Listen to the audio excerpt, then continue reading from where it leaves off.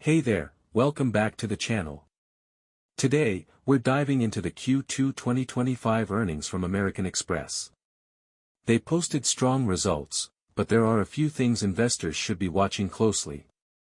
Stick around for a quick 5-minute breakdown covering the key numbers, CEO strategy, future outlook, and what it means for the investment case. Let's kick it off with the financial highlights. American Express reported $17.9 billion in total revenue, up 9% year-over-year. That's a solid beat compared to expectations. Card fees jumped 20%, net interest income climbed 12%, and discount revenue rose 6%. On the flip side, provisions for credit losses came in at $1.4 billion, a slight increase. But their net write-off rate actually improved, falling to 2% from 2.1% last year. That shows credit quality remains solid.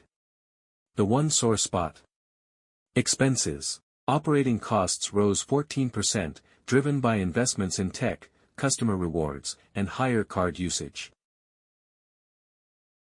CEO Stephen Squeri sounded upbeat on the earnings call.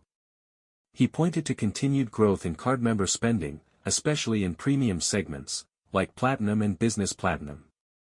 AmEx is doubling down on what it calls the membership model, focused on experience, rewards, and long-term loyalty.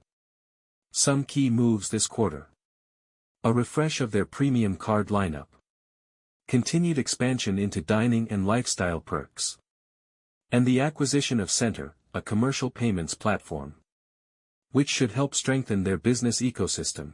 They also sold off $1.6 billion in Amazon small business loans, a sign they're realigning their lending portfolio toward higher value segments.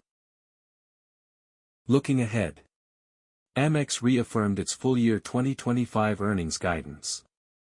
They expect continued strength in interest income, steady growth in fee-based revenue, and credit performance to remain resilient.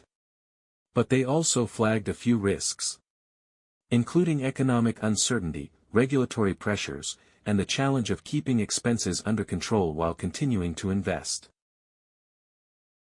Here are a few open questions for investors. How will interest margins hold up if the Fed starts cutting rates? Can AmEx get expense growth under control without slowing innovation? And what's next after the Amazon loan exit? Will that affect their small business growth strategy? Now, the investment case. American Express has a lot going for it: strong brand and premium customer base, growing fee and loan revenue, credit metrics that are still outperforming, and a well-developed digital and rewards ecosystem.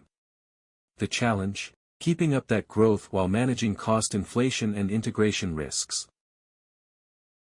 That's your 5-minute breakdown of American Express Q2 2025. What do you think? Is American Express a buy, a hold, or time to move on? Drop your thoughts in the comments. And if you found this helpful, don't forget to like, subscribe, and hit the bell so you don't miss the next earnings recap. This is the Earnings Room, where financials speak. See you next time.